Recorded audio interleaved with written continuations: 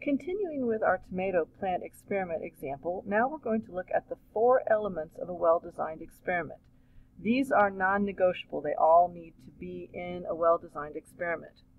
The first one is comparisons of at least 2 treatment groups, one of which could be a control group, which is a group that receives no treatment. So we could have maybe we want to compare whether or not treated wood lasts longer than untreated wood on a deck. So we could treat the wood on part of the deck and leave it untreated on part. So the untreated wood would serve as a control group. So sometimes that's what we use for comparison.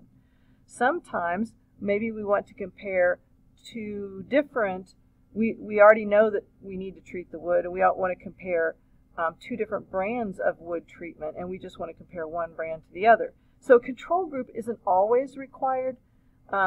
Students often will mistakenly think that they have to have a control group in every experiment. They do not have to have a control group in the experiment, but it is often used. And we did have a control group in our tomato plant experiment. We had one group that had no fertilizer and no pruning. So that is a control group in our experiment. Random assignment means that we have to randomly divide the experimental units into treatment groups, or it makes the same difference, randomly assign the treatments to the experimental units. But there has to be random assignment. That is essential, just like it's essential that we take random samples when we're doing sampling. Third, replication. That means we have to have more than one experimental unit in each treatment group. You would probably recognize that if Miss Green of Thumb only bought 6 tomato plants and she put 1 in each treatment group, we might have a problem if one of those tomato plants happened to be genetically defective or something and it died.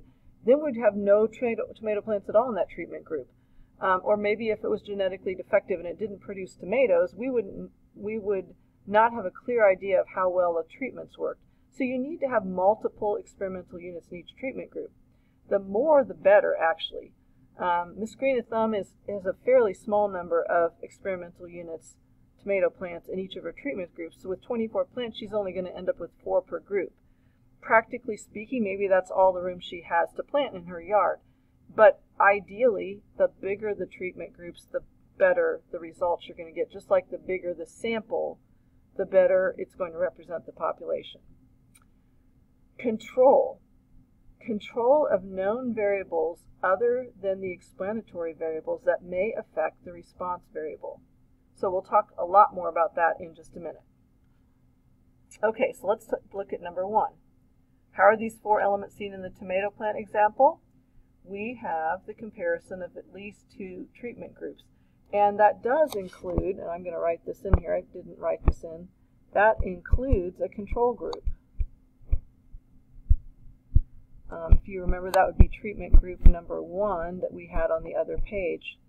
That was no pruning and no fertilizer. Let me rewrite that a little bit. Doesn't look very good the way I wrote that. So no P and no F. Okay, that was our control group. Okay, next, do we have random assignment? Okay, well, we haven't done that yet, so let's talk about random assignment. So random assignment of treatments to experimental units. So here's one method you could use. Okay, you could number the plants 1 to 24.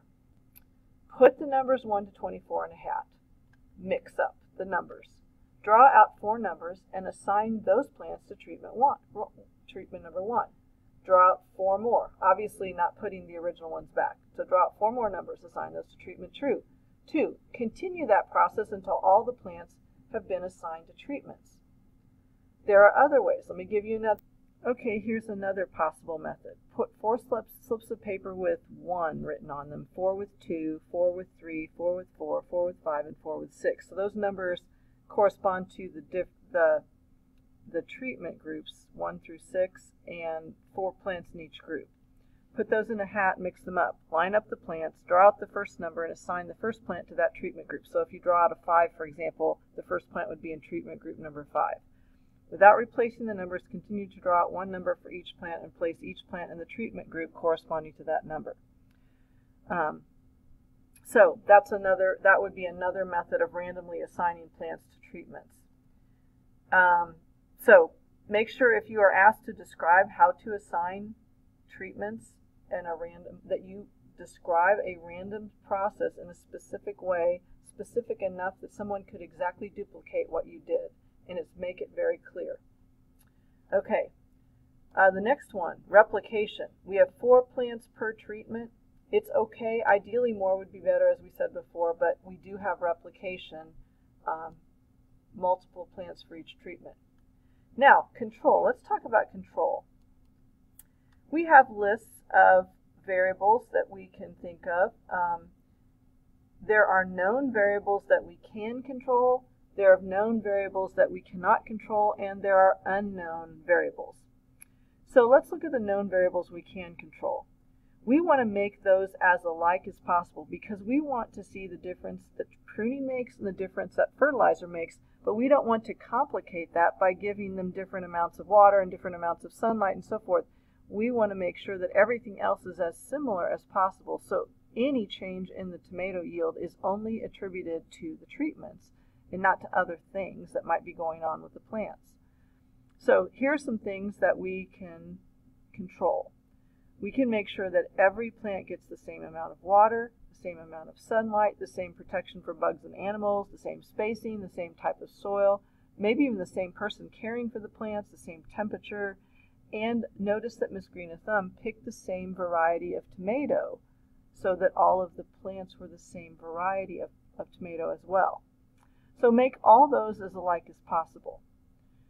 Now, what about known variables we cannot control? Well, Miss Green of Thumb, when she went to buy her plants, she really wanted 24 plants in her experiment so she would have sufficient replication, but she couldn't get 12 of the same variety of plants from the first store she went to. She went to Lowe's. They only had 12.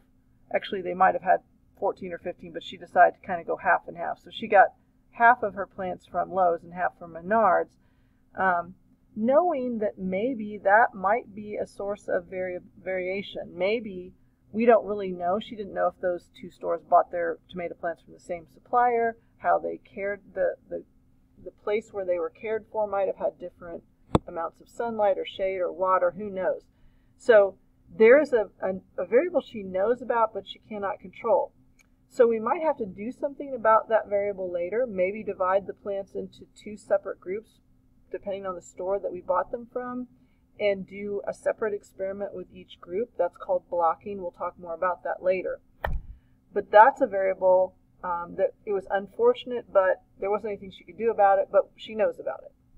Then there are variables that are sort of unknown. We suspect there might be something there, but we really have no way of knowing.